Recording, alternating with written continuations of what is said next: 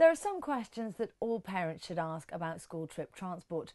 For example, did you know that it was the norm for most schools to ask for 3 quotes and then to just use the cheapest, no questions asked? Is that what your school does? Does your school have a transport policy? Does it just choose its school trip transport on cost? Cheaper travel usually means corners have been cut. For example, they may use casual staff rather than employed staff. But employees will be CRB checked and they'll have regular medicals. And they'll also have ongoing training to ensure that they know all the latest information to ensure your child's safety. Schools have a duty to carry out their own research about coach operators and not just use an authority's preferred list of providers. They also have to look at cost, quality and safety. They can't just use the cheapest option. Would you be willing to pay an extra £1 towards your child's travel to make sure that they go with a reputable company? It's the same price as a lottery ticket. You don't want to gamble with their safety. Does your child's school enforce wearing seat belts?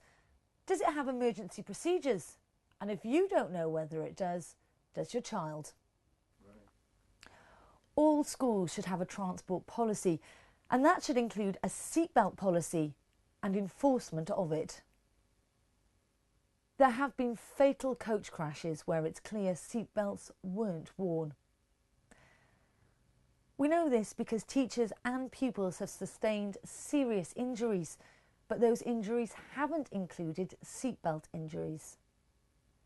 If a seatbelt policy is in place, everyone knows they must wear a seatbelt and they must wear it properly. If a school doesn't have a seatbelt policy, or if it has one and doesn't enforce it, it's failing in its duty of care to pupils and teachers. In the unlikely event of a crash, parents could take legal action, but a court is unlikely to accept a defence that a school took safety seriously if it doesn't have a seatbelt policy. Some schools get teachers and parents to drive rather than a coach company, but they don't always obtain the written evidence to see that these vehicles are roadworthy, and they don't check that the drivers have clean driving licences, which means they could have points for speeding, driving while on a mobile phone, or even drink driving. It's important to understand why it's so dangerous for coach drivers to share rooms on foreign trips. Sharing a room means they may not get the sleep they need. For example, someone else might be snoring and keeping them awake, but tired drivers are dangerous drivers. You may be surprised to know that some drivers are forced to share rooms with drivers from other companies that they've never even met before. And drivers are often given the worst room in a hotel because they aren't seen as paying guests. That means they're often above a noisy kitchen, which means they don't get a proper night's rest.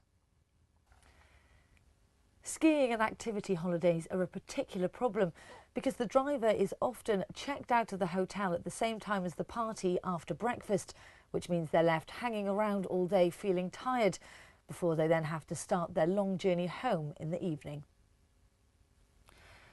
Parents need to be given the option of paying a little bit extra for one more night in the hotel so that their children aren't travelling through the night, but more importantly, their driver has had a good night's sleep in a proper bed, so they're refreshed for the journey. BUSK has learnt that if a child travels on a coach overnight, there's a huge temptation for them to undo their seatbelt, to curl up and get more comfortable in their seat so they can sleep. A BUSK survey of drivers even found that some teachers are lying in aisles in sleeping bags. Blocking an aisle is both illegal and dangerous.